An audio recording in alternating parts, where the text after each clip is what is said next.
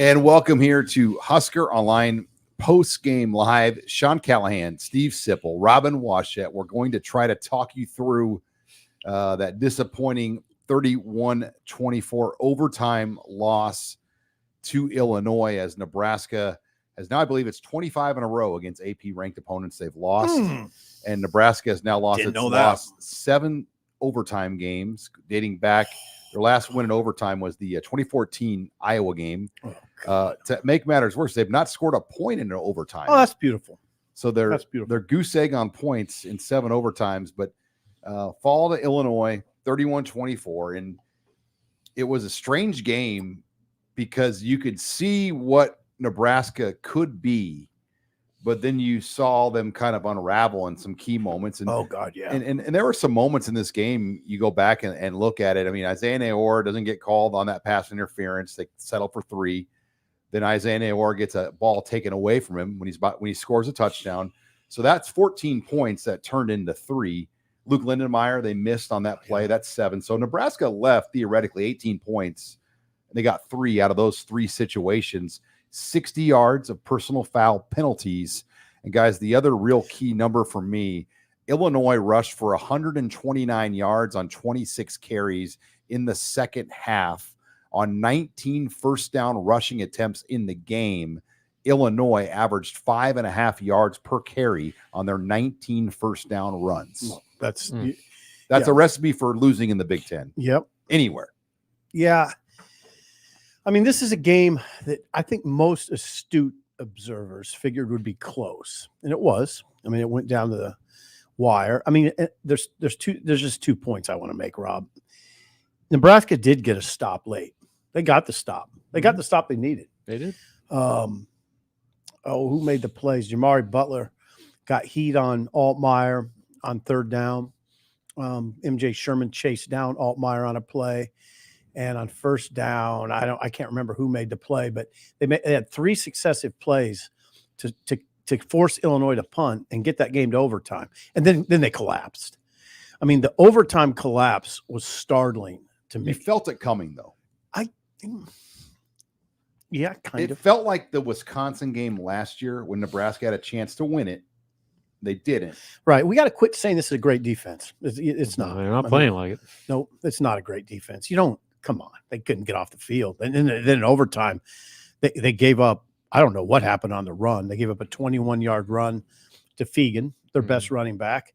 And then I think their best receiver, you could say it's Zachary Franklin. It's either Pat Bryant or Zachary Franklin. And somehow Pat Bryant shook loose. I mean, was there anybody within 4 yards of him? Because it was right in the corner of the end zone, right where I was standing. And basically terrible. it was you know what him that and me. is? That's terrible defense on both overtime plays. It's terrible defense. That's what that was. That's substandard to a large degree. And then on offense, they faced 3rd and 42. Say no more. That's it. I mean, ball game collapse. And the people were complaining about the no call late hit. I mean, it was kind of a flop when you watched it. The no call late hit. So on one of those 2 plays in overtime, was it Naor or Banks? I think it went out. And it was over. It was a flop. I mean, look, if they got the call, it'd been unbelievable. But the referees recognized right away what Nebraska did there, and they just weren't going to call that in that situation. Right, and I'm wrong if they did happen to throw the flag. The game's still alive at that point. But yeah, what do you think, Rob? I mean, kind of exactly what everybody else is thinking right now, where there were flashes of Nebraska being the team that they had shown through the most part of these first 3 games, where the offense was electric. They could just march right down the field at will. Dylan Raiola looked incredible on certain drives and made some incredible throws in tight windows, under pressure, to where you're like, wow, Nebraska's got a dude at quarterback. Not just a dude, but like a potential all-conference level player, a potential Heisman type guy. Like he looked like that. He looked like that down the line, of course. Out throw across the field. I mean, those are pro throws. But then, at the same time, we saw a little bit of the freshman. All the things. How was he going to handle his first taste of adversity? Which this was it. It was the first time he's ever trailed. It was the first time the game was remotely close in the second half. And you saw things. Well, for all the good that he did, and there was a lot of it, the plays where he just dropped the ball 2 out of 3 plays and completely killed a drive, and the taking 3 sacks on 4 plays Mhm. in overtime. Mhm. Freshman moments. Yeah, freshman moments. And so, like I think you hit it with your column tonight, Sip, where you said that as much progress has been made from last year to this year, the rebuild to make Nebraska a legitimate Big Ten contender is still very much a work in progress. It is. I think it was kind of misleading. I thought the first 3 games, we probably got ahead of ourselves a little bit. And here we are, Sean, back in therapy. We're back in the therapy room. And I forgot to plug our sponsor. I'm so wrapped up in the finish of this game, but our official post-game sponsor helping us get through the therapy of this post-game show is Zipline. And I'm drinking a dear old Nebraska brew. First beer of the day at 12:30 here for me. I hope it should be my first beer of the day, but thank you again to Zipline for helping the 3 of us get through this. And look, if you're home watching us right now, thank you very much. We know it's late. It was a late game, a long finish for Nebraska. But thank you again to Zipline as the official post-game beverage sponsor, dear old Nebraska brew, the official beer of the Nebraska Alumni Association. I've seen it all around the games here today. But guys, lots of super chats. We got 27 in the queue. So is that about the same as usual? It's a good number. Well, a lot of people have comments. A lot of people have thoughts. Let's get right into it. Daniel Elliott comes in. The Illinois offense befuddled Nebraska all night. We still somehow won this game twice. Our offense showed its versatility, but our D yet is not elite. And you're right. I mean, I joked to you that we're making out Luke Altmaier to be Jake Plummer. Well, he looked like Jake Plummer tonight. I'm really showing my age, by the way, with the Jake Plummer 1996 reference. Luke Altmaier, the Illinois quarterback. Yeah, he did look really good. Slippery. Yeah, Nebraska's defense, I don't know what to say right now. I mean, the one thing we should acknowledge is last week, and I'm sure I'm going to start owning this mic more. Nebraska got pushed around a little bit by UNI, and it kind of raised red flags. For sure. We were kind of like, huh. And 34-3 it felt a little more uncomfortable than the score looked. Yeah. Then lo and behold, it resurfaced tonight. And I half expected it. Like I sat up there last week watching, and I got a little uncomfortable against UNI, against Northern Iowa. And then there it was. You knew that this offensive line for Illinois would be better. The backs would be at least as good, and they'd have better receivers. And you know what? And the quarterback was better. And the coach was probably better. Bielema. Yeah, Bielema's really good. I mean, Bielema, we should mention. Remember, his first year in Illinois, they went to Penn State and won in 9 overtimes. Second year, they went to Wisconsin. When Wisconsin was good, won. Pushed Michigan in the big house. They do this. Illinois does this. He understands the conference. He understands what this league is all about. And he said after the game that his whole mentality, and Sip, you mentioned this going into the week, that Illinois wanted to play a game where they're going into the fourth quarter with a chance to win. And when the game played out to script the way that they wanted, they knew, like they never flinched. Whereas Nebraska, you can say what you want about the new blood they brought in and this new mentality they've tried to take, but they've got a bunch of guys that have lost that game so many times over the last 5 or 6 years. They've won probably far more than they've won, or they've lost far more than they won in those situations. So you got to wonder, going into that fourth quarter, Illinois said, this is exactly what we want. This is exactly where we need to be. We're going to win. Right. Nebraska's like, oh no, here we are again. You know what we don't talk about enough, Sean?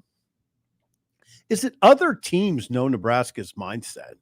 They know, especially in this league. Yeah, I would guarantee you almost that the leaders of Illinois' team are like, hey, they're in trouble. They know they're in trouble. They're waiting for something in the post game. His strategy was, we wanted to go, even in the first half, 6-7 play drives, even if it was a punt, because he goes, we knew we could wear that starting group down on Nebraska's defense. Ooh.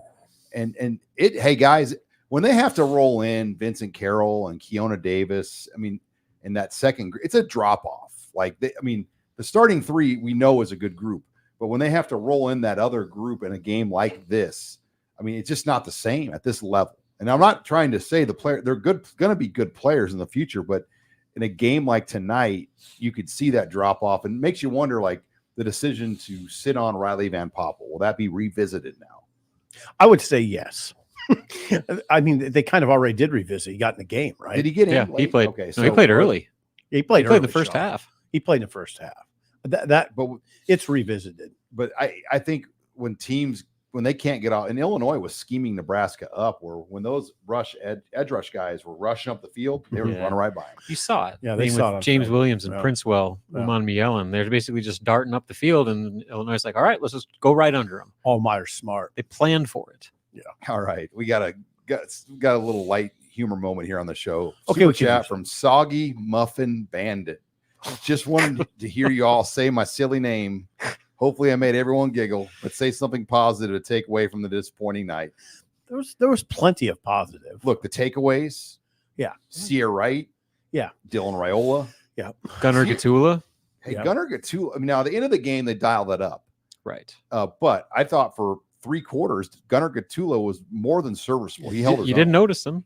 Outside that last in place of Turner Corcoran. And what is your read on Turner Corcoran? Significant foot injury. Yeah. It sounds like he'll miss some time. No. They didn't say exactly what it was or an official prognosis yet, but Rule said it was good, probably pretty serious. Football, a game of attrition. It is. It's rough. These are rough nights. You lose a game and you lose Turner Corcoran. And what about Tommy Hill? Plantar fasciitis, which is like a foot type We were thing. told initially it could have been a head injury, but Rule confirmed it was plantar fasciitis. Yeah. Plantar fasciitis, a corner with a foot problem makes Not me good. uncomfortable. Yeah. Not good. Yeah. All right. The big meatball comes in. I am tired of hearing, we like the names at least here. I'm tired of hearing we just need to make one more play we are an aggressive football team. How do you trust your backup kicker more than a 5-star quarterback to win the game? Okay, so he's talking about a 41-yard field goal or 39? No, 39. 39. It would have been a 4th and 3. Yes. I didn't mind trying to kick from 39 the book yards. says go for the kick. Yeah, right? but the book doesn't take into account you've got a walk-on long snapper, a backup walk-on kicker who has never kicked in anything remotely close to that type of environment, who has struggled through practices, through camp. It seemed like there was a lot of risk involved in what normally would be a conservative play to go for the field goal. This is a good conversation because where I come down on it is this is a Division I program. You should have a guy on your roster that can hit a 39-yard field goal. And I think John Holt can hit a 39-yard field goal. Especially in the NIL era. Yeah. Yeah. Thank you, Sean. So 4th and 3. Now, if you obviously, if it's 24-24, we should mention that. If you make it, it puts a little more pressure on Illinois. If you miss on 4th and 3, Illinois is in great shape. I mean, you always got to go kick a field goal, guys. The other thing you take into account, though, is if you go for it, you're able to take more time off the clock and potentially set up a closer field goal with no time remaining in regulation. Ooh. And you're not putting your defense, which could not stop Illinois to save its life down the stretch, back onto the field to try to win the game. They chart the field goals, and I'm sure the data they had said he'll make this kick. Well, he didn't. And he had I get it from both sides. He didn't. And it wasn't close from what I could tell. Yeah. I understand it from Robin's side. I understand it from from both sides. I really do understand. Right. From a normal football metric part, I think, you kick the field goal, but Nebraska is not in a normal metric situation with their kicking situation. Well, right we now. don't It's have the all biggest liability on the team. We right don't now. have all the information on that. I mean, maybe he was okay. Maybe they charted him okay. Well, they charted wrong. Again, that's a high school level kick. No, 39 yards. All right. When you get to about 42, then you move to that other realm where it's kind of like, okay, this is a little tougher. Mm-hmm. Not a gimme, but within 40, you're still like, come on, that should be a make. Chris Diaz comes in with a super chat. Do you think Mark Farley was on to something with his comments or lack of comments last week complimenting Nebraska? Yeah, I do. Frankly, we've established, they pushed around. You and I pushed around Nebraska's defense a little bit. Mm-hmm. All right, they cut into him a little bit. Yeah, they did. I don't know what to say about it. It's not something I don't think any of the three of us expected that we'd be having this conversation after 4 games. To think that the defensive line not being able to stop the run was going to be the big concern coming out of week 4. No, I did not expect that whatsoever. No, and I feel somewhat culpable in that I've touted that defensive line as a strength of the team. Many of us have. And I think you have to revisit that conversation. It doesn't look like the strength. They're not of the playing team. like it. No. Not at all. Yeah, no tackles for loss from Ty Robinson or Nash Hutmacher tonight in this game. What about Jamari Butler? Jamari Butler had 3 tackles, total tackles, no tackles for loss. He had 1 quarterback hurry. Nebraska's defense only forced 2 quarterback hurries. And Sierra Wright had a forced fumble, a quarterback hurry, a tackle for loss, a sack. Sierra Wright came in for Tommy Hill. Tommy Hill went down early in the game. Yeah. Sierra Wright, as you guys established, was a bright spot. I mean, he was that's a good looking corner to me. Number Confident. 15. What's that? I mean, he's a Hollywood actor. The stage was not too big for him. Like, he was not uncomfortable at all. And as Sean has pointed out, he's a top 100 recruit out of high school. And that's how he played. All right. Before we get into our next round of Super Chats, thank you for joining us here again. Our official postgame beverage of HuskerOnline Postgame Live is Zipline. We're all enjoying a Zipline here as we get you through this tough game. And it's also a tough time of year. Sometimes you just need someone to talk to, more than just Sipple and Robert and I. You need some professional therapy, and there's no better place to turn than BetterHelp. Sometimes life it brings a lot to you on a day-to-day basis, and the best way through that can be through therapy. And BetterHelp is the perfect company to do that with. And they make it easy for you to receive the therapy you need. You can pick your therapist. You can schedule them at your times, and most importantly, you do them on the comfort of your own screen at home on your computer or your phone. It's so easy to find the time to do this, whether, it makes it a lot easier as you move forward. And we've got a great special here. If you're looking to try out BetterHelp.com, check them out at BetterHelp.com/Husker. And we're going to give you 10% off your first month of BetterHelp. Again, that is BetterHelp.com/Husker. And they're going to give you 10% off to give BetterHelp a try, as sometimes the best way to figure out things is to try out therapy. So thank you again to BetterHelp.com for sponsoring us here on the Husker Online Show. Okay, Shelly comes in with a short super chat. Thank you, Shelly. Scott's Tots chimes in. Nebraska should have won this game, yet it never felt like they were going to. TW exposed. Tony White exposed. Ouch. Coaches out coached. Nebraska has been a terrible second half team. Drove to the game from Texas. I left midway through the fourth quarter. I will say, I agree with that take that they should have won the game, but then you never felt like, even when they were tied, it felt like they were losing. Mm-hmm. I turned to you, I turned to you and you go, Sean, they're tied. Yeah, you thought Illinois was up 7, right? Yeah, it felt that way. It just felt weird. They outscored Nebraska 21-7 in the second. I'm not going to dispute you because I'm going to go back to overtime. Overtime should have been a reset, and I thought it should have been a mental reset for Nebraska. It didn't appear to be. Not at all. It looked like Illinois. It was further regression. Yeah, on both sides. It was now, awful. I don't know what I'd do if I was Rule on this. Okay, you got to put yourself in the shoes of the program leader. Would you dwell on that overtime and say to the guys, "What are we doing here?" I mean, what kind of mindset were you in overtime, where you allowed them to dominate you thoroughly in overtime? Thorough domination. Their best running back again gets loose inexplicably for 21 yards, and then that's Fegan. That's their guy, okay. And then Pat Bryant, their guy, one of their 2 best receivers, somehow shakes loose like that. If I were Rule, I'd have serious questions to Tony White. Mm-hmm. I'd say, what was that? Those are the point of Tony White was exposed, and I think not just him, but Nebraska's defense. Like, there's clearly cracks in this scheme and this personnel and what they do. And teams have identified it, and they're attacking it. And if they don't find answers quickly, you're not going to see much change from what we saw tonight. Spread run plays is what Matt Rule. Spread run plays. And Colorado tried it, and they gave up on it pretty quick. And Northern Iowa did it. Northern Iowa spread out Nebraska a little bit more, with 3 wides and tried to kind of expose spreading Nebraska out. And early in the game, Nebraska was aggressive in those sets, and Illinois threw over the top of them. Mm-hmm. And then Nebraska had to back up, and then boom.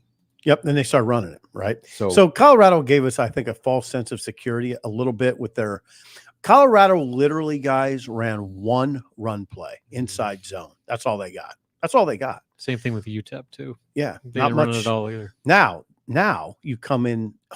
How you think Brett Bielema has one run play inside zone? No, he's run gap scheme. He's moving gaps. There's a lot he's doing. And then it gets a lot more challenging. all right, let's move into the next super chat. Dale H comes in. How do you put the game in the hands of a backup kicker, not the highest ranked recruit since Tommy Frazier on 4th and 3? Okay. No, not catastrophic. Bielema outcoached us again. Receivers running nude everywhere. Nude. They had open receivers a lot. That 4th and 3, it's going to be something. What did Rule say? Rule sort of answered the question, right? Can you recall what he said?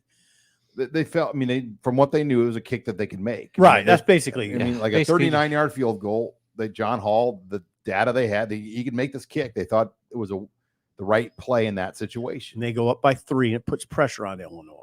Mm-hmm. But as we've said, there's other ways of thinking about that beyond what maybe the normal analytics would suggest, because Nebraska's in a different situation than normal analytics might account for. It's interesting. I love that. I love the one thing I love about watching football is that 4th and 3. What do you do? What are you dialing up there? I mean, you got to come up with something. Yep. It's not that easy. I don't know if you roll Dylan out.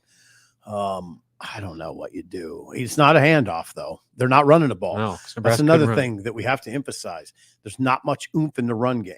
Not at all. No, Dante Daldell had 20 carries for 72 yards. It's just not enough. enough. 3.6 a pop. It's not enough. Long of 14. That's not enough. I mean, we covered the program when that was embarrassing. Well, the sack adjust average for Nebraska was 3.4. So I mean, that's the old. That's not good. It wasn't going to get her done. No. All right. No, I mean, some people would say, "Oh, come on, 3 point." No.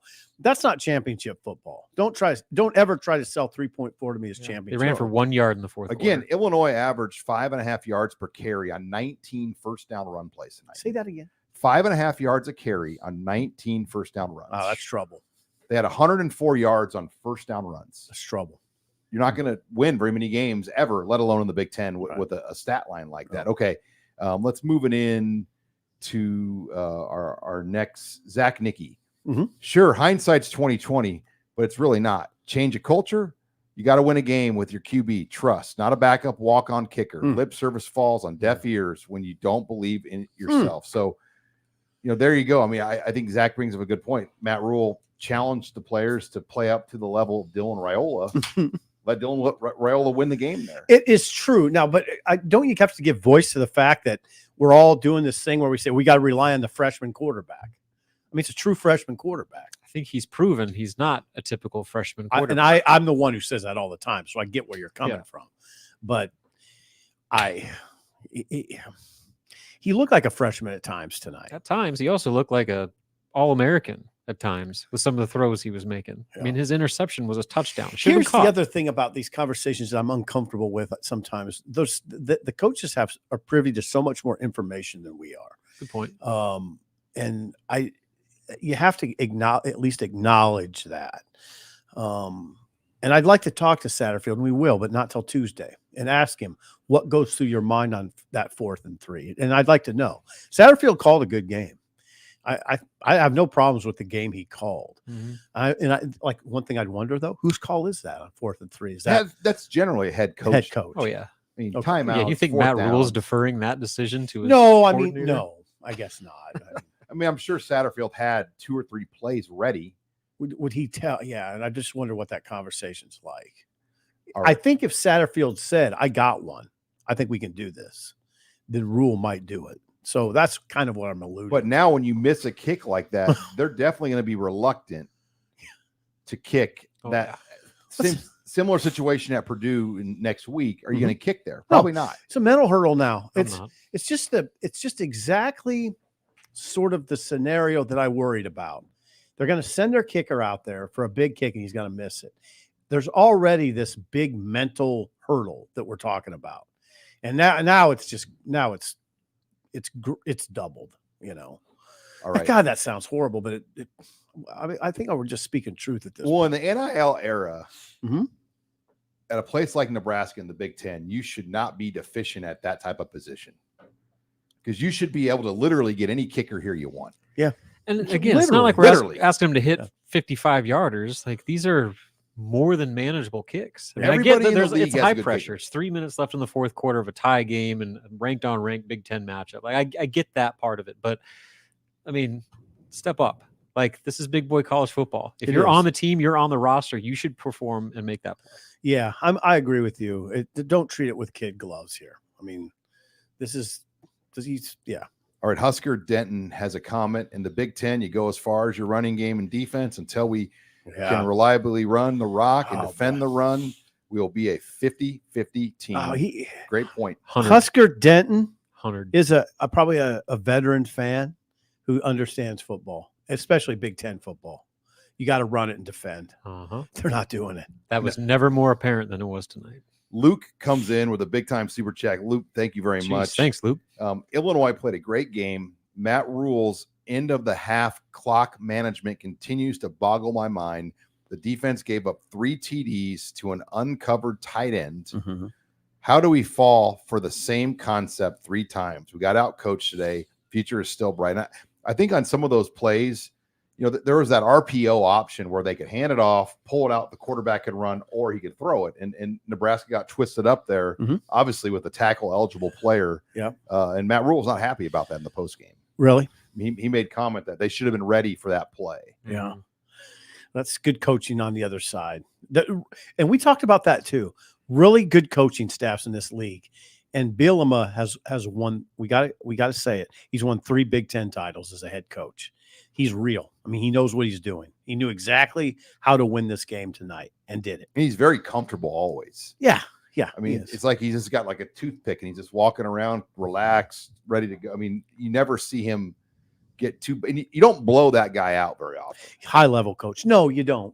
Illinois doesn't get blown out very often. They keep scores pretty low. This was pretty much textbook Illinois. Yeah, it was. This is exactly how they wanted it to go. All right, Nick comes in. Thank you, Nick, with a super chat.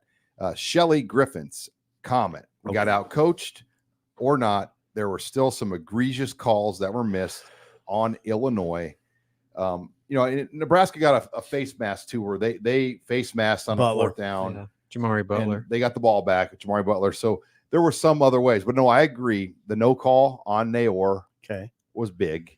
And then, you know, the turn of the call on the field. Generally, you know, it takes a lot to overturn a touchdown when Nebraska scored there, but they had enough there to determine that was not a touchdown. I mean, those were big calls. But Nebraska guys had 60 freaking yards of personal foul penalties. Right. 60. And Shelly, you can't. I mean, that's not the ref's fault. No, that's not the ref's fault.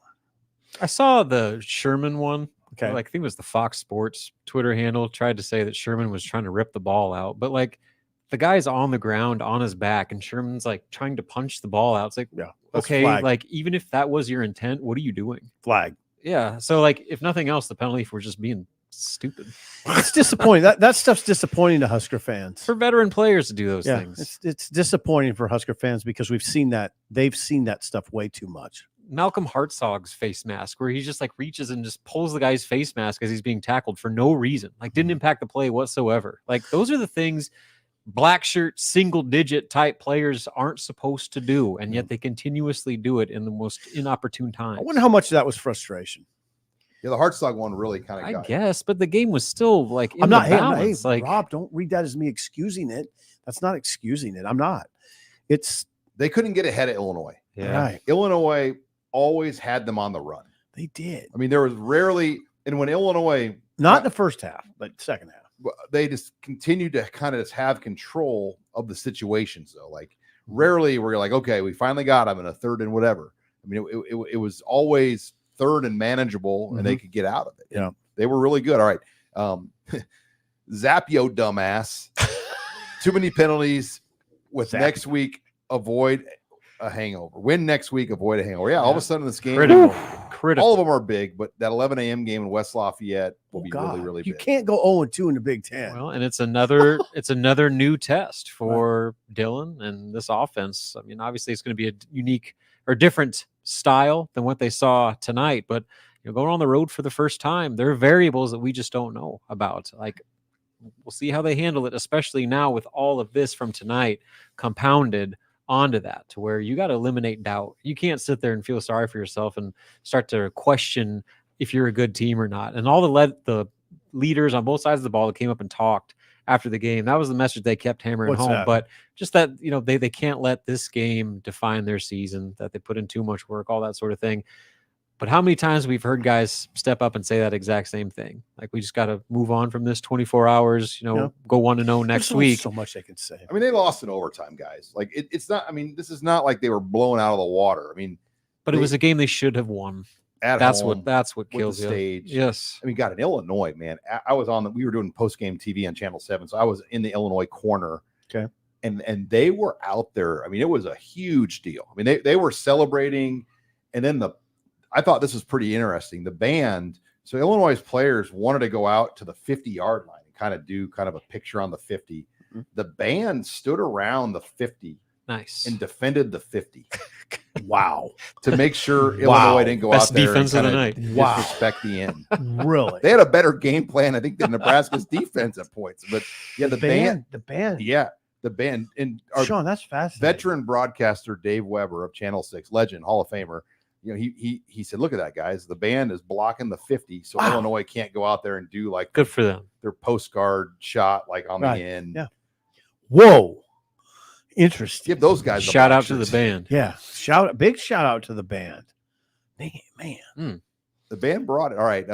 Before we get into the next super chat, again, Husker Online Postgame Live is brought to you by Zipline. We are all enjoying a Zipline right now. Zip has really caught on to the Zip lights. Well, yeah, it's after the game, it's very relaxing. I'm enjoying a dear old Nebraska brew, the official beer of the Nebraska Alumni Association. I hope you are enjoying a Zipline with us as well as we get through Husker Online Postgame Live. We're also brought to you by Ellerbrock-Norris. They've been helping Nebraska business partners protect their purpose for over 120 years with risk management solutions built for local businesses. Ellerbrock-Norris partners with you on commercial insurance, group benefits, business exit planning, safety, and more. Start thinking long-term with your business and create a risk management strategy to protect it. Are your employee benefit costs going through the roof? Talk to Ellerbrock. Are workplace injuries skyrocketing your workers' compensation costs? Talk to Ellerbrock. Hoping to retire in the next 10 years and sell the business to key family and key employees or a friendly competitor? Talk to Ellerbrock. Ellerbrock-Norris is helping you protect your purpose, whether it's your business and the employees in it, your life outside of work, or your future retirement goals. Head to ellerbrock-norris.com/HuskerOnline today to get your free risk evaluation. Thank you to Ellerbrock-Norris for sponsoring us here on Husker Online Post Game Live. All right, Nebraska football. My brothers, how do we still lack a kicker who can make a field goal from under 40 yards? Got any eligibility? Simple. Thanks, guys. All right, that's a comment there. Let's go to Nick. Sean. We've hammered that. Yeah, we've discussed that. Yeah. Nick comes in. That third down, I wanted to see them say, we're going to take this game, run right at you, and there's nothing you can do about it. It's the attitude. No, now hold on. All due respect, Nick. Nebraska wasn't moving the line of scrimmage like that. Yeah, they were down arguably their two best offensive linemen. Did Jamal or did what's his name? Mazuka get in at all? No. Okay. Only on special teams. He was on kick. So Mazuka's out. That's Micah Mazuka. Out. Coach's decision. He played. He just didn't play on offense. I think Carter Owens, our intern, noticed that he was getting up, warming up in like a tackle step. So I'm sure they were kind of evaluating how Gatula was doing. Mm-hmm. And Mazuka might have had to go in at tackle, but Gatula did fine. I think so. Serviceable. I mean, for that situation, what could you have asked? Right. No, you're right. And I don't. So no, 4th and 3 to line up and think you're going to run it at him and get it. I don't think so. That's a nice thing to think about in the 1990s. This isn't the 1990s. They weren't moving the line of scrimmage like that. You had to come up with a play in that situation. It's a great discussion. it's easier said than done, Robin. You have the benefit of hindsight too. I mean, it's just it's a hard, you got to come up with a play. I need to hear somebody come up with a play. There's got to be a play there because it's not going to be easy. All right, Jay Swizzlesticks. Play the defense's inability to make fundamentals simple. Plays was mind-boggling. Our all-star D-line got pushed around by Illinois' O-line. Guys, I hate to be negative, but I am 25, and being a Nebraska fan makes me look 75. I can relate to that. I think we got to keep reminding ourselves here. They lost in overtime. Lost in overtime. This is year 2 of a building project. It's a setback. It's just a setback. This just doesn't have to be the defining moment of the season at all. I mean, I thought it was a possibility. I talked about it. I only predicted, I think, 24-17. And I said all week, this is high stress. This will be a high stress game. I did think there was a point midway through the fourth. I thought they were going to pull it out. My biggest disappointment again is overtime. I don't know what to say about overtime. Yeah. I don't know what to say about it. That's the thing that would bother me the most if I was the program's leader. How did we fold to that extent in overtime? And they won the coin toss. Yeah, I guess now, and I wrote something kind of different. I guess if I was the leader, I would delve into that pretty hard. Like what was our mindset? What was wrong with our mindset? Why did we allow ourselves to get outmaneuvered, bullied in overtime? I don't get it.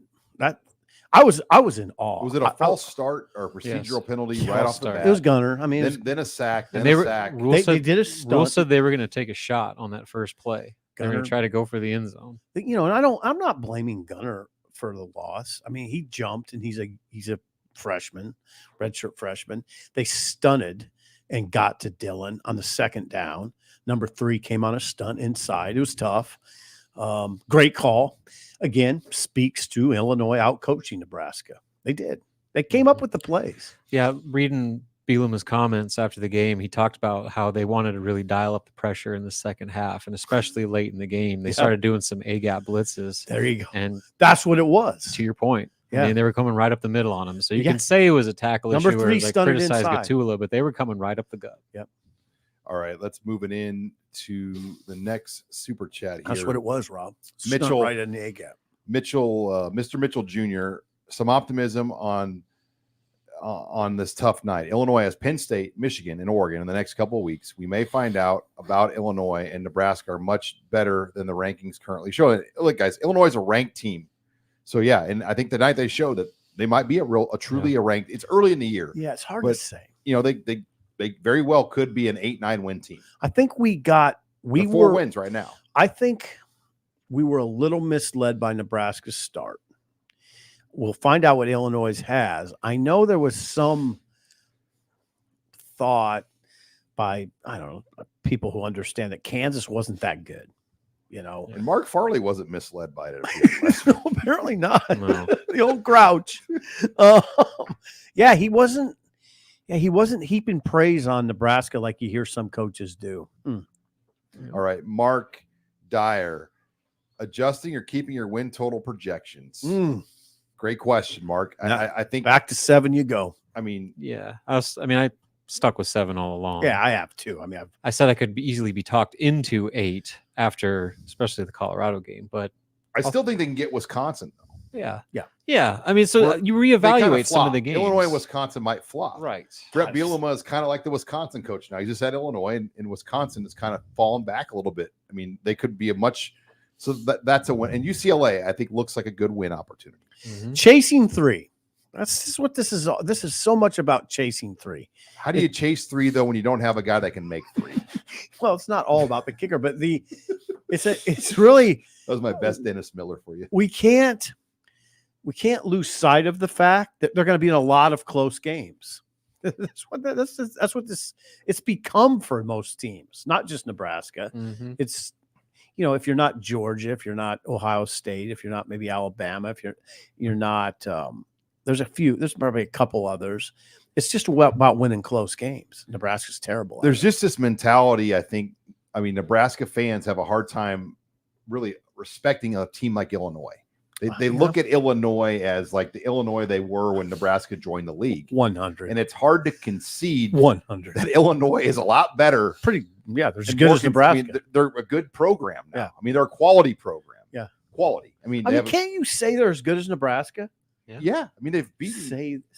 They're as good as Nebraska. And I think, as good as you have this mindset, like Brett Bielema made a joke. Nebraska just celebrated their 400 sell tonight. We just got our first sellout in 10 years. They did. They did. So, he recognized the differences of the programs, but that's the league you're in. When every head coach makes $4 or $5 million or more a year, there's no freebies. No, not really. Generally not. Occasionally you'll run into something, but generally not. All right. CYO. It felt like the second half of the Illinois offense really had their way with their guys. Really shocking how wide open some of their receivers were. And they just had Nebraska off balance. I think we've established. I mean, Nebraska, and then when Nebraska puts that pass rush package in, they were scheming that. They smart coaches. I mean, they said, all right, James Williams and Princewell, they want no part of playing the run. They're going to rush their butts upfield, and we're just going to run right by them. Yep. That was happening. I mean, there were the first half, the conversation we were having at halftime was, wow, Illinois has receivers running open. Wide open. Second half, oh, God, Nebraska can't stop the run. I mean, that's all of that makes for a very challenging week for Tony White, because it's a scheme issue probably, but it's also a confidence issue. You got to keep your guys confident. This is only the first game of the Big Ten. I mean, there's a long season ahead. Yep. They brought those safeties up, and then they had to bring them back. Yep. So they got humbled in a big way. Like, they were talking about maybe being the best defense in the country after that Colorado game. Well, now they got to they got to regroup because they got some work to do. I think like I keep kind of saying, it was coming a little too easily. I mean, I think we all got a little, I don't want to say lulled to sleep, but it looked like Rule was building this thing a little, it seemed like it was a little too easy. I don't ever think Rule thought that. Well, Dylan made it feel easy. Yeah, Dylan tends to do that. I mean, but then the other things had to come into play tonight. Yeah. All right. Scott comes in. Hello, darkness, my old friend. Thank you, Scott, for those wise words. I've come to talk with you again. BetterHelp. BetterHelp. Perfect say. I should have saved that for BetterHelp, Scott. All right. Yes. Blake comes in. Mazuka not playing for 2 games over an argument is ridiculous. Tony White defense not being able to stop a nosebleed, and effing special teams look disastrous. And look, we don't know the parameters of what happened with Micah Mazuka. Like, I think people assume that there was some sort of a butting heads moment that led to the non-playing time, but nobody knows that. No. So keep in mind there were issues like from his arrival here where he had to meet the standard and do all those things when he first got here. So this isn't, I'm sure, like one deal where there were words exchanged and all of a sudden he's suspended for 2 games out of nowhere. This may have been some sort of culmination, whatever happened, that Rule has intentionally sat him out for 2 games, especially in a game like tonight. They needed him. I mean, you talk about their inability to run the ball. How about your best interior offensive lineman just sitting on the sideline watching? Like, so that leads me to believe this was more than just some sort of argument. And if whatever was said or whatever happened, there's some layers to this. It does. Yeah. It seems like there's more layers than just one incident. Yes. All right, Brody, please, God, stop hurting us. We have paid our dues. Amen. Go Big Red. Big Ten football it's a rough enterprise. I mean, it is. These teams are tough. And Nebraska is unique, though, because the level of care here, the way the stadium has been full, 400 straight games, the media coverage, God dang, the passion. Illinois just came in and handled it too. Illinois just had their first sellout in 10 games. They didn't. Or 10 years. Well, I think it was 2016. Close to 10 years. Yeah. Hey, they handled it. Illinois handled it. There was one time I saw Altmaier, their quarterback, doing this with putting his hands to his ears and saying, I can't hear, but it didn't seem to bother them. Right.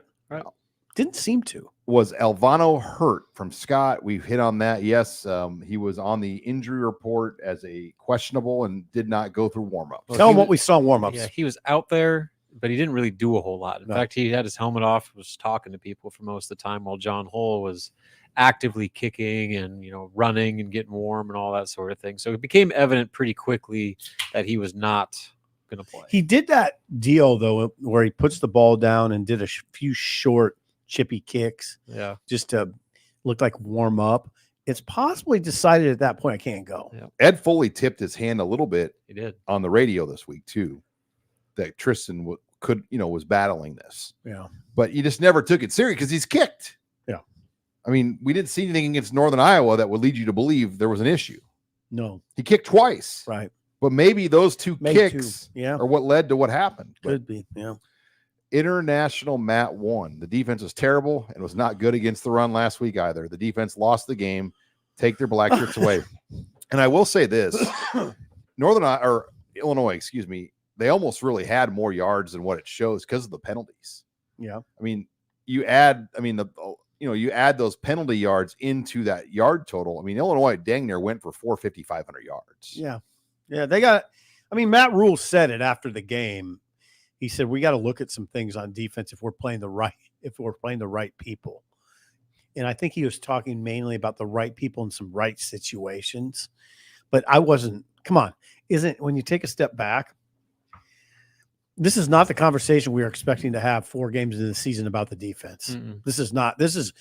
You gotta try to sometimes move, shift out, and this is unexpected.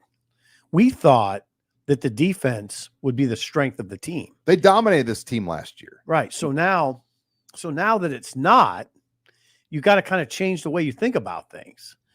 Unless they just had a couple bad weeks, but I don't know. Illinois scored 7 points on Nebraska last year. Right. And you know what, though? You can say it, and I don't mind you saying it. I don't mind the fans saying it. Northern Iowa scored 3 points. Was that a bad performance? No, it wasn't.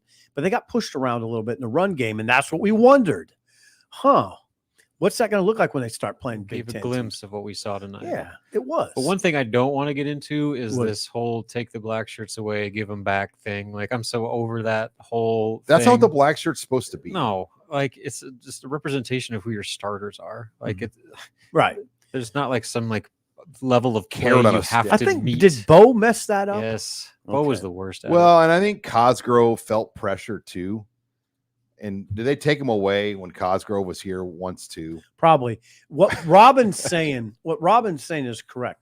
All it is intended to do is denote the first team players. It's not supposed to be some trick. And it's not supposed to be a prize. Oh, we're taking them. Yeah, Right. and we got a team that's reeling right now. What are you going to embarrass them more and take their black shirts away? Like, I think you want as much confidence as you could possibly get at this point, especially going on the road. All right. Before we round into the next super chats, thanks again for joining us on HuskerOnline Postgame Live. We're brought to you again by Zipline. We all are enjoying a great Zipline. They are the official beverage sponsor. Make sure you try their Dear Old Nebraska brew. It is the official beer of the Nebraska Alumni Association. Check out all the great flavors of Zipline at ziplinebrewing.com. We are also brought to you by HelloFresh. Look, it's the time of year where you don't have a lot of time to cook. And, you want good options for your family. HelloFresh makes it so easy. You don't have to go to the grocery store. You don't have to buy all these ingredients that you need to make the meals. HelloFresh sends it all right to you. And we've used HelloFresh now for about a year. And they'll send, a box to you. You can pick between 30 and 40 choices a week. You pick the 2-3 meals you want for your family. They can do portions of 2 or 4. And they lay it all out. They send it to you in a cooler, all the produce, all the meat, all the spices, everything you need, a recipe card. And if you don't have a lot of time, you can preference, hey, I want a meal that can be done in 20 minutes. They bring it all to your house, to your front door each and every week. And it is so easy and fun to do.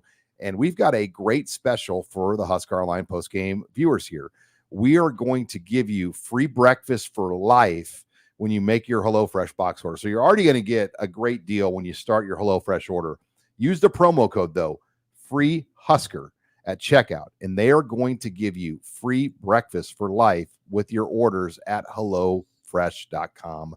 Thank you again to HelloFresh. Make sure you use that promo code free Husker at HelloFresh.com. Okay, let's keep moving through. Marcus, thank you very much for your super chat. Yes. The BA Coaches Show comes in. I hate football right now, but I love SIP. So I'm here. The program is moving in the right direction, but a tough blow. But also, the kid 15 looks legit. And yeah, I mean, there are multiple moments in that game. I think we all turn to each other and just like, wow. Oh, God, yes. Now, the program is moving in the right direction. I think that too. Now, there are some major challenges right now, and we can't emphasize enough. Losing Tommy Hill for a sustained period of time would be a big loss. You probably lost your left tackle tonight. Okay, those are okay. You're two left tackles now in the year.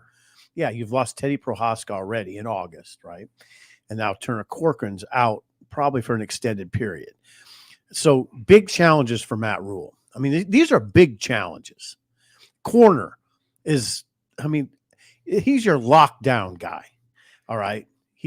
I don't know if he'll be playing next week. Yeah, he struggled though when he was out there. I know, but he's still your best corner. I agree. Yeah. But you got to wonder if this was something that he was dealing with going into the Could game. be. Because he didn't look right. But man, I feel for Matt. I do. I mean, he's trying to build this program. He knows that the fan base is so hungry, and he's got I'd say several challenges at this point facing him. Alex, 2 weeks in a row, receivers were strong armed for jump balls. D-line looked bad. O-line, no push. If you win a coin toss, take the ball. Instead, we defer. I thought Illinois won the toss. No, Nebraska won. And Nebraska won the ball. Okay, Yeah. I thought Illinois won the toss. Is this for overtime? No, What are you talking about? in the start of the game. Start of the game, Illinois won the toss. Yeah, And they deferred. yeah. Illinois. So in overtime, you always go on defense first. Yeah. Nebraska won the toss in overtime. So- and they deferred. The opening coin toss, Nebraska. All right, Yeah. I lost that super chat. Scott comes in. Our second possession of the game, we end up with a second and goal from the 3-yard line. We throw 2 incompletions and settle for 3. Set a bad tone. Look, there was a no call pass interference though on that too, right? Especially when you consider some of the other pass interferences that were called. Like Mhm. that's, I think, the bigger All complaint right, with but the officials. I think what Scott's talking about, second and goal from the 3, you should be able to hammer it in there on the ground. Yeah. Which goes to the bigger point of their inability to run the ball. Right. Rule wants to hammer it into the end zone on the ground, and they couldn't do it. They can't line up very well, just gun on gun. It doesn't look like it. I mean, they have to do a lot of motions and sweeps and pitches. And, Right. I mean, you don't see Nebraska just line up head on head and just go. No. It doesn't. It's not a good play for them right No, now. it's not. You're right. All right. Huskers embarrassed how quiet other fans are at the game tonight. If you can't be loud, stay home. The 12th man can make a difference. Thank you. Look, Nebraska fans are smart. They're going to cheer. They're not just going to randomly scream and yell when there's not like moments to scream and yell. I think you have to also say the team's got to play a little better too. Yeah, the sense of doom that you've referred to is concerning to me. Mm-hmm. I felt it a little bit. You felt it the whole second half. I was amazed by it, frankly. Like there's just this like pinned up pressure in the stadium. Well, okay, now don't ever gloss over those kind of comments. I guarantee you that's something that the head coach thinks about. But how do you get people out of that state? I don't know, Other Sean. than going to BetterHelp.com. Yeah, when they're constantly let down in those exact scenarios, what do you expect them to That's think? why the kicker thing it's so mental to me, because literally everyone in the stadium that knows anything about Nebraska football, follows it in past years and then follows it this year, knows it's a problem. And they're sitting there bracing for the worst, and then it happens. Okay. Yep. This can't go on any longer. Oh, Like God, no, like if this continues, they will go out 1890 or whoever, they will get a kicker. Like in season, not in season, but No, can't do down. in I mean, right. this thing going on now, it shouldn't be happening. This is Yeah. Nebraska. This is the big. Everybody in this conference can kick and punt, but Nebraska. Illinois' Nebraska kicker was- line drive, 2 punts. How many return yards did Illinois get tonight? 119. 119 return yards. Yeah, 119 return yards total. That's kickoff and punt. 60 punt return yards. That's too many. Yeah, come on. I don't want to sugarcoat stuff like that. I mean, and nor would Matt Rule want you to sugarcoat stuff like that. This is a disappointing night for Matt. You could tell those personal fouls affect him personally. I mean, he's coached. He's tried to coach that out of the program, and there it was. On All a right. big night. Luke, bummed by the clock management and the lack of changes in our defense. Go Big Red. Thank you, Luke. We got Reich Miley, not Mike Riley, Reich Miley. Reich Thank Miley. you for Good the idea. super chat. Joe Min, at the 9:21 mark of the third quarter, they punt to us. Score. Okay. It's 10-17. If Nebraska's up 17-10. If they Okay. score in this drive, I think it's a different game pressure wise for NU. And yeah, I think Nebraska had the ball when they were up 17-10. Correct, Robert? Correct. So that was the moment they needed to kind of not finish the game. No, you're right. But Take control the Take game. control. Right. What they do? I can't remember that. What did they do on that? Punted. I think they Yeah, punted. I think it was. And then they allowed a little bit of a return. Yes. Okay. Yes. Earl Lee Reiser. With hindsight, what was the biggest coaching play calling blunder? The kicking situation is said. I'll say one that got my attention was the random challenge that cost Nebraska a timeout. On the player that didn't Stepped out of bounds. bounds. I mean, the referee literally was right there, Mhm. and that was kind of an interesting challenge by Coach Rule. Was it possible he wanted to get his defensive rest? He burned a timeout though. I know. And a challenge. That was it just felt like an emotional challenge. I just think I can't point to one play. On defense, there was this cumulative effect where you kept saying, "Oh God, they got Nebraska again. Oh God, they got Nebraska again," and that's a problem. I mean, Yeah, there's a couple, like the challenge stands out to me as for the specific play, but I'm with you. Like, it was just the inability to adapt to what Illinois was doing. They were just doing the same thing they seem to step over ahead. and over. Yeah, they're and I'm talking about scheme wise. Yeah. Illinois seemed to step ahead. I agree. Altmaier seemed to step ahead. Altmaier seemed to know exactly what to do. Very impressive with. I thought I was very impressed with Altmaier, but I'd like to say I'm very impressed with Bielema, but we said this could happen. I mean, we gave him the proper respect going in. That you knew they were going to be well coached, and they were really well coached. I mean, really, from a scheme standpoint, really well coached. Yeah, they turned it over twice too. I mean, Nebraska, John Bullock's turnover was beautiful. Yeah. That was one of the better forced turnovers we've seen a Nebraska player make in a long time. Huge play. You're too. right. Sear Wright. Strip sack. Yeah. I mean, that should have changed the game. I know. Yeah, they made some plays on defense, and we do got to give voice to that. They did make plays. I mean, and again, they made plays at the end of regulation. Somehow that's going to get lost in the conversation, I think. But they made plays to get to overtime. Yep.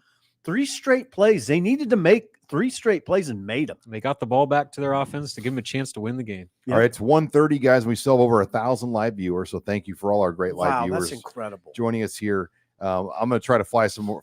And we got a comment. Like, we only take the comments on the super chats. Well, we have like 50 of them. So we have to get through these comments We on have the to get show. them And all. I can't even get into the other comments because there's so many that we have throughout the show. But the game was upsetting. What happened to the defense was supposed to be the strength of the team. Thought last week would have been a wake-up call. And yeah, you make a great point. Mhm. We hit on that. Let's go to Jake. Well, we've kind of hit Jacob. Very Nebraska-like for Dylan to have his best game statistically, but also make his first critical mistake in his career. All in all, still good team. That loss to another good team on to Purdue. And Rob made a good point. I thought that series where Dylan fumbled 2 times in 3 plays. Mhm. I mean, it killed the drive. That was a really big moment too. That was a big moment, of course, missing Lindemeyer in the end zone. What did Dylan say about that? Yeah, he just said he missed it. Like, he put too much on the ball, and he put all the blame for the loss on his shoulders. Yeah, so he can't do that. Yeah, I mean, as a freshman, he's saying what he needs to say. But He can't do that. That's not his. You hope that he learns and grows from this, and this isn't a setback for him. To where all of a sudden he starts thinking about what he didn't do and loses sight of all the good things that he did. This conversation is swung, and it's really interesting. I just want to see what you guys think. Dylan is the biggest reason for optimism on this team. Agreed. We thought it would be the defense. Agreed. Now, what are we doing? Are we going to do this thing again where we put it all on the quarterback? Adrian Martinez, another version, basically. We do that a lot. Didn't we do that with Taylor Martinez? I mean, we put so much on that position, and here we go again. Well, Adrian, as a sophomore, was a Heisman favorite dang near going into that year. Right. There's a difference in that they don't ask Dylan to run, and they do have pieces around him that he can be a distributor, but it feels like we're asking a lot of him because we thought the defense would largely carry this team. So now we got to change the conversation. I don't know if it's the defense can carry this team. Yeah. I don't know if it can. The second line of players is somewhat of a drop off, in my opinion. I feel like when they rotate in line 2, it's just not a high level. You don't. Now, C.R. Wright was line 2. Yeah, but he became a starter. Right. I'm talking about when they have Up to go front. to Keona Davis and James Williams and Vincent Carroll Jackson. Stephon Thompson. Yeah, when they have to kind of bring in those players, a game like tonight was tough. And I'm not saying they're not good, but it was just tough. I think you saw drop off. Yeah. Especially when the defense got tight. And that was the plan. Bielema said, he goes, he basically said, I know Hutmacher and Robinson are good, but we can get them tired. And that's what they wanted to do. And they did. All right. Shane comes in. Thank you, Shane, for your Smart. super chat. Let's see. I want to make sure I didn't skip anyone over here. Sean's getting tired when he says super chat. Super chat. Reich DM. It will be Alex. Thank you very much, by the way. Reich DM comes in. It will be interesting to see how Nebraska responds on the road. Illinois did not appear fazed by the noise, and that's a great point. They didn't. I think everyone's ready for it. Like when you watch Nebraska and study them on film, when they get ready for the week, they know what they're walking into here. I guess, Sean, Colorado didn't seem overly ready. Well, Allmeyer came from Ole Miss, so he's an SEC guy. I thought it'd make a bigger difference. That's why I'm hesitant to jump on board with you there. I thought it would make a bigger There difference. just wasn't that emotional breakdown on the O-line where you just saw them just feast on Allmeyer. Where everybody just is like, there was not one of those moments where it wasn't. Everybody just shook the person next to them in excitement. And again, I hate to keep giving credit to Brett Bielema, but give credit to that staff. They had the guys ready. Yeah. You wanted to see Nash Hutmacher just go full polar bear and just feast on all. It never happened. Never really happened, no. Yeah, it was partly because Illinois was on schedule almost throughout the game, and so they were in favorable situations. And then when they got in those third downs, they executed. And so I will say this: they were in a good position, and then they executed when they were in difficult situations. I had a lot of people text me during the game saying, "Simple, they're losing to a team that's going to be 6-6. Nebraska's losing to a team that's going to be 6-6." I don't know. Illinois, 4-0 with 2 ranked opponent wins. Yeah, and now I get it. Now they have a tough stretch of schedule, and it might not look perfect. There you go. At Penn State, Purdue's. I see a potential win: Purdue, Minnesota, Michigan State, Rutgers. They have That's probably a tough schedule. They probably have 5 more potential wins on that schedule. Yeah, Purdue, Minnesota, Michigan State, Rutgers, Northwestern, all possible. 5 wins. more wins. That'd get 9. That would give them a 9. But I would say that there's a great chance for them to get to 8. Yeah, I think so too. I think they're that type of team. And 8 wins, they're going to a quality bowl game. I hope it's not a case where Nebraska made them look good like Nebraska did, for instance, in Ireland when Northwestern won, and I thought they got 2 NFL running backs. Boy, was I wrong. Stop. Okay, let's go to Josh. I thought they had 2 NFL running backs. Let's go to Josh. I don't understand Tony White's defense. He let receivers run unguarded, resulting in multiple touchdowns. Comments on Ty on the sideline. What about Ty on the sideline? I don't know that. I can't comment on Now, that. do you understand what's going on here? You see how this conversation on Tony White's flipping? Oh yeah, Quickly. didn't take long. No. Well, it's his second year in the league. And his first rodeo, he had a pretty good line against these guys know these guys know what he's doing now, and we keep saying it. But the Big Ten is the smartest coaches in college football. SEC's right there, but the Big Ten's the best. And what Sean said is meaningful. I've had coaches tell me that for 3 months, 4 months. Let's see how it looks, because these coaches now know what he does. It was really exotic a year ago. Yeah. That's not now. These guys are smart. They're, like you say, Sean, they're making millions of dollars. Well, and the Big Ten's known as the best development league. Yeah. As far as developing linemen and I'll tell you one good thing. If you're a fan out there and you're frustrated, I mean, I know this. I'm fascinated by all this. What's going on? Watching Rule try to build this program. The setback, I feel bad for Nebraska fans. It doesn't have to be a terrible thing if they use this right. To go in and be very frank about what they see and say, look, we're not there, guys. Mm-hmm. How they respond this next few days is going to be so critical to this season being the type of season it can be, because it can go one of two ways. It can be we lost to a good team in overtime and we had every opportunity to beat them, and we just didn't make the plays. Like, this loss is on us. They didn't come and beat us. We lost the game. Like that could be their mentality, or it can be like, maybe we're not as good as we are. Maybe the other teams have figured this out. I don't know that's maybe we need to make thing. Drastic changes. Maybe we can't kick a field goal. Maybe we don't trust our freshman quarterback. Like there's a fork in the road, and Nebraska's got to take the right path. I don't mind it though, Robin, if they take a step back and say, maybe we're not as good as we thought we were. I don't mind that, because I think my sense was there's a little overconfidence. I think Sean would back me on that. You've heard. I just feel like, you get caught up in the headlines too. I mean, there was kind of a sentiment. I think Nebraska felt really confident how they matched up in this game. Yeah, they did. I know they did. And they were going to say it publicly, but we heard that on the outside, that they liked this week, how it's set up. But there might have been a little overconfidence being at home, having everybody patting them on the back. There's a lot of that. There's a lot of that going on. All right, Kyle comes in. Not how we wanted to see the 400 sellout go. Nope. At least the offense played well, and the defense will hopefully get it right next week. Love the show. Go Big Red. Thank you, Kyle. God bless you. Alex, I would have liked to have seen Nebraska utilize a fullback in the short yardage situations. Seems like the running game was complacent with just getting 3 yards. So he's probably talking about putting Liebentritt in those situations. More often. They used him down near the goal line one time. Didn't work. Mm-hmm. All right, let's see.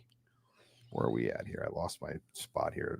Do you guys think this team will bounce back from this result and have a 7-8 win season, or will it be another 3-1, 5-7 type finish, kind of like 2019 was? Great question. I think the next 3 weeks will determine that. That's really the reality. And the Purdue game on the road, that's going to be a desperate team. We know that Indiana is on the come. They're getting better. And we know that Rutgers will do a lot of the same things that Illinois did with a better running back. This is tough. Oh, yeah. Rutgers will. Oh, yeah. If you're a Nebraska fan, I would counsel you don't look too far ahead, because Rutgers can run it. Well, Nebraska's clearly not in a situation where they can look past anybody right now. They've got to focus on themselves and the immediate task at hand right now. Sean just gave me a headache. Yeah. Because I can't pronounce the Rutgers. Mongi or Manji? I can't pronounce I can't pronounce his name, but he led the Big Ten in rushing last year. Okay. And he's having a great year. Yeah. Okay. Great. I mean, this is from Luke. I mean, let's talk through the lack of adjustments by Tony White. Yeah, I mean, I think the one big one we talked about was when Nebraska brought in the NASCAR package, they called it. Illinois adjusted to that and just ran right by him. Mm-hmm. Smart. They knew James Williams and Princewell were just going to dart rip upfield. See ya. Right. There was that one play where you said it. They're going to take advantage of Nebraska roaring upfield. And Altmaier, it was as if Altmaier took the snap and knew exactly what was going on. He said, I'm running right. It was a design keeper right past James Williams. Right. They knew exactly what to do. All right. Bowman 78. Nebraska defense F, refs D-, announcers D, complete homers, pathetic game. Nebraska hot garbage. Should have won, beat themselves. Bowl game? Yeah, I still think they're going to a bowl. I still think they're a bowl team. I agree. I think there's just going to be a lot of games like we saw tonight. Yeah. They lost in overtime, guys. Mm-hmm. Got to win some close. Against a ranked team. Dang it. I know people, I get tired of even saying it, but this is what it's about now for teams like Nebraska. One possession games. Yeah. Chasing 3. Yep. And what Rule will be upset about is all the instances where they didn't do what they need to do. Starting, I'd say. In all 3 phases. Yeah. I'd say starting with the 4 personal foul penalties. Yeah. And Self-inflicted. Oh, he's hot. He is hot. I guarantee. I mean, that did not have to sit. I mean, it won't be a pretty meetings. I mean, I think no, better not be. no, it won't be. The special team situation is a situation too. This will not be a good week for Ed Foley. It will not be. Nick Guthrie, rain or shine, go Big Red. I have to believe the conversations coach to coach after this game will be brutally honest and productive. Raiola will take this and use it to learn. And if he is as great as we all want him to believe, go Big Red. Thank you very much. Bowman 78. We should be 4-0. Hope they figure it out. Bleed Husker Red always. If they go bowling, I'm there. Drinks still on me, Thank gentlemen. All right. Thank you, Bowman. We're planning on it. Crypto King. How was that not a late hit out of bounds? Third down in overtime.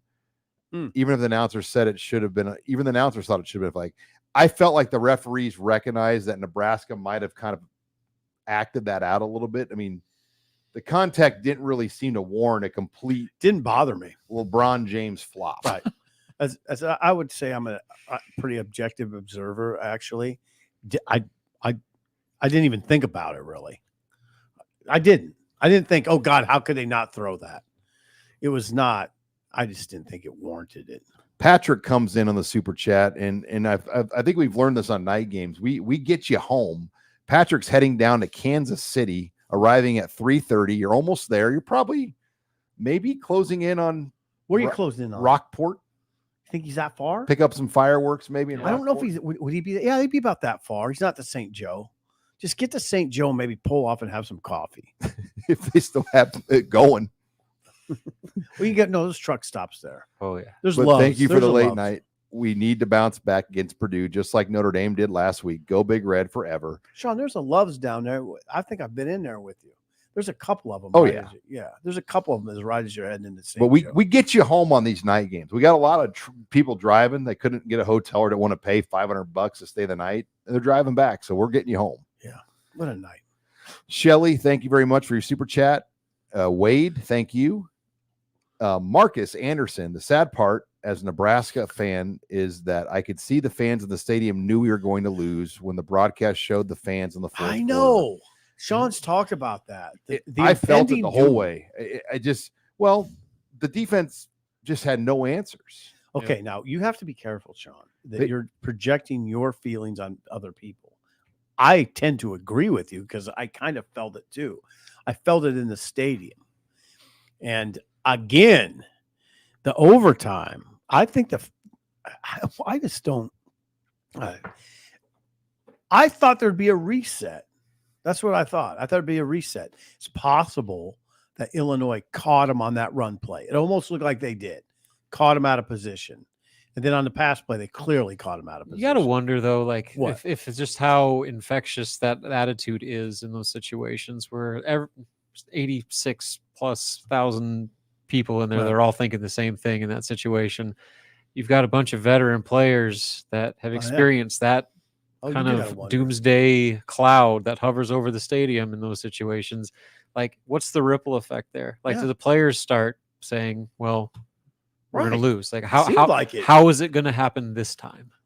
The Lindemeyer play, too. I mean, if they hit that, obviously, it's a whole different show tonight. If we're talking about wide open, Illinois carved up and found some things, but Nebraska found a way to win. Do you guys ever think about it, like being a coach? And I'm thinking about Marcus Satterfield right now. And you dialed up that play, and it's a perfect one. It wasn't even supposed to go to Lindemeyer. But he was open. Wide open. And that's and you're as a play caller. I mean, if it's not the exact play, he still ran a route. It was part of the play. And you get credit for that. Instead, he misses the wide open guy. Now, I don't hear people complain about Satterfield today. They shouldn't. I thought Rule said he called a good game. I thought he called a really good game. I didn't like the pitch to Harburg, throwback to Raiola for an 11-yard gain. It got him a first down, but like kind of unnecessary. It could. It was a lot of rigmarole for 11 yards. Too much rigmarole. Yeah, and if now give Dylan credit, he had to make a hell of a catch. He did. Dylan's a good athlete. Wade Williams. Can anyone give an update on Tommy Hill? Foot injury, plantar fasciitis. Did I get that right, Dr. Rob? Right. And I know this injury well because as a Giants fan, Eli Manning played with it for a while. He played with it. Played through it. It's basically a pain tolerance thing, which is why I believe this injury happened before tonight, and he tried to play through it, which is why he looked as rough as he did early in the game. Eventually probably got to the point where it's like, I can't do this. Mhm. With Eli, like he basically had this big contraption on his foot and could barely throw off his back foot. So to your point, Sip, this is a cornerback. Like you can't just be stationary in the pocket. You need every bit of agility and speed as you can get. Yeah. I think he's going to miss some time. I want to mention one thing. As I was looking at Illinois last week, I was struck by their two receivers, Pat Bryant and Zachary Franklin. They're good. Yeah, they're good. Franklin in 2022 at UTSA had, I think, 1,500 yards receiving and 15 touchdowns. He's a dude. And Pat Bryant has been excellent, and he's that big receiver that I like, 6'4", 210. Caused a lot of problems. Where did he play in 23? He went to Ole Miss and didn't do much. It's kind of like Nayor. It's very much like Nayor. Nayor starred at Wyoming in 2022, caught 12 touchdown passes. Went to Texas, didn't do anything. Same with, and it kind of happened with Zachary Franklin. He started at UTSA for 3 years, went to Ole Miss and had 38 yards in receiving yards. Just didn't do anything. But it's now he's a star. Yeah, the Pat Bryant and Zachary Franklin are excellent receivers. Excellent. Shelly comes in. Thank you, guys. You're the best after game show to watch. Great opinions and logical answers to listen to after our games. Love you guys. Thank you, Shelly. We love you guys. Shelly, thank you. I think that's like our fourth. That's our fourth super chat. A lot of people like you. They like your orange shirt, Sip. Yeah, his Illinois orange. Please. Harvest Moon orange. Harvest Moon. It's Harvest Moon orange. It's very fall. Did Josh Whitman come up and think you were one of the Illinois media? Sean, Harvest Moon orange. Harvest. All right, Shane Powers. If your front three aren't disruptive in a 3-3-5, everything else behind them softens up. Less ball hawk, more emphasis on getting the guy to the ground. Easy fix. Good comment, Shane. Okay. Raymond. I'm still positive for the season, even though we lost sight. Remember, we are expected to be 3-1 for the first 4 games this summer. Should have won, but I'm okay. And look, they were favored in the first 4 games, so I think they should probably be 4-0. I really do. I mean, I believe they should be 4-0. They're at home. It closed at 9. They were 9-point favorites at kickoff. It went up to 9. Did. I'm with you, Sean. Brody, please God stop hurting us. Oh, that's an old one. Sorry. Brody comes in again here with a new one. Brody. Maybe we should stop selling out the stadium for other teams to enjoy. Did Illinois feed off our crowd? Yeah. They hung in there. I mean, this is what you play college football. You guys don't want to hear that. I love that. Because if I was a guy, we butted heads on this the other day. If I was an Illinois player, I'd rather come into this than a stadium that doesn't have anybody in it. No juice. Right. I'd much rather come into this. I was thinking about this today. If this game was at 2:30, can you imagine how hot it would have been? Oh God, yeah. And then all of a sudden, that west sideline move pays a little more dividends. Yeah, they really haven't got to benefit from that yet with all these night games. When 11 a.m. 1-2 gets really hot, the way that it was brutal hot today. It was 94. It was just like the Michigan game a year ago. It was over 100 on the field. Yeah. All right, 2 more to get to. Treasure the Torah. What's up, fellas? I'm an Ohio State fan, but I just wanted to send some love to all the Nebraska fans. You guys show up every time. What an amazing fan base. Stay blessed. Treasure the Torah says $20. Thank you, Ohio State. We'll be out there. Yeah. Hope the defense will tighten up a little bit before Quinchon Judkins and Travion Henderson. So Dak marketing, and I'm en route to Rapid City. Thank you for the company. Tough game. Defense pooped. Keeping it family here. Pooped the bed. He said pooped. Yeah. Clip that one, Megan. He said pooped. Chicken Nick just got a show out of you there. Simple. Good job. Our game was to win tonight, but we got out coach. Hey, he's going back to Rapid City. That's a drive now. Yeah. I hope you're stopping at Wall Drug or somewhere. Yeah, where are the stops towards Rapid City? Chamberlain. These people, I mean, again, pull back. Driving to Kansas City, driving to Rapid City, Texas. Yeah, Texas, they're so devoted. God, I feel for them. I mean, it's partly why we do. Well, it's largely why we It's the do reason what we we have do. jobs. Yeah, it's why we do what we do. It's why we're doing this. God bless you. Yep. And you know what? You got a head coach right now that feels it too. He does. He knows it. It tears at him because he knows what this fan base has gone through.